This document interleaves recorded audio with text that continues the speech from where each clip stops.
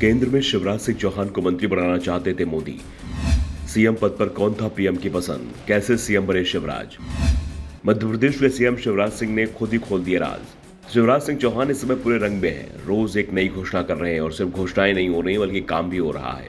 धड़ाधड़ फैसले हो रहे हैं, उस पर अमल भी हो रहा है। रोज सीएम शिवराज की एक बड़ी सभा हो रही है और सभाओं में महिलाओं की उपस्थिति कुछ ज्यादा ही दिख रही है। बीजेपी की ओर से इस बात के संकेत मिल रहे हैं कि पार्टी की सत्ता आई तो शिवराज सिंह चौहान ही सीएम बनेंगे।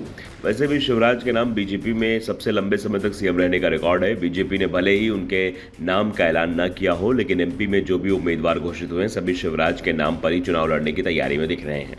जबकि इस साल की शुरुआत में दावे तो हो रहे थे कि पार्टी शिवराज के काम से खुश नहीं है, उन्हें हटाने की तैयारी चल रही है। शिवराज को केंद्र में लाने की बातें हो रही थी। फरवरी में तो चर्चाएं यहां तक शुरू हो गई थी कि किसी भी दिन शिवराज सिंह चौहान का इस्तीफा हो सकता है। शिवराज जब भी राजभवन जाते थे उनके इस्तीफे की चर्चाएं शुरू हो जाती थी। ऐसे में शिवराज से ही सवाल कर लिया गया कि क्या उन्हें केंद्र में मंत्री पद दिए जाने की बात हो रही थी।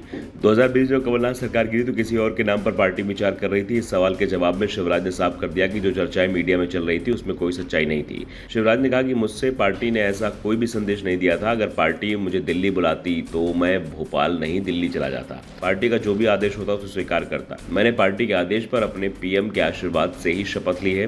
दरअसल कुछ दिन पहले तक इस तरह की बातें हो रही थी कि चुनाव के समय पार्टी भले ही नेतृत्व परिवर्तन नहीं कर रही है, लेकिन चुनाव के बाद बीजेपी बड़ा बदलाव कर सकती है। लेकिन फिलहाल इस तरह की चर्चाएं बंद हो चुकी हैं। शिवराज सिंह चौहान के नाम पर हाईकमान में भी सहमति बनती दिख रही है। दावे तो यहां तक हो रहे हैं कि चुनाव से पहले एमपी में पार्टी सीएम शिवराज को उम्मीदवार घोषित कर सकती है और शिवराज के नाम पर ही चुनाव लड़ सकती है। शिवराज को सीएम पद से हटाने के पीछे सबसे बड़ा कारण ही ये बताया जा रहा था कि वो लंबे समय से सीएम है। ऐसे में एक चेहरे को लंबे समय से देखते रहने के कारण जनता के मन में बदलाव की इच्छा हो सकती है और बदलाव की इसी इच्छा के चलते 2018 के विधानसभा चुनाव में बीजेपी को हार मिली थी। लेकिन 15 महीने बाद ही बीजेपी बिना चुनाव के ही सत्ता में आ गई थी। ऐसे में जनता के मन में एक बार फिर बदलाव की इच्छा हुई तो बीजेपी को भी इसका नुकसान होगा। लेकिन शिवराज सिंह चौहान ने अब सभी सवालों का जवाब देते हुए साफ कर दिया है कि हाईकमान का आशीर्वाद उनके साथ है। फिलहाल शिवराज की नजरें मध्य प्रदेश विधानसभा चुनाव पर टिकी हुई हैं। ये बात पहले ही साफ हो चुकी है कि इस बार बीजेपी मध्य प्रदेश में बदली हुई रणनीति के साथ मैदान में है।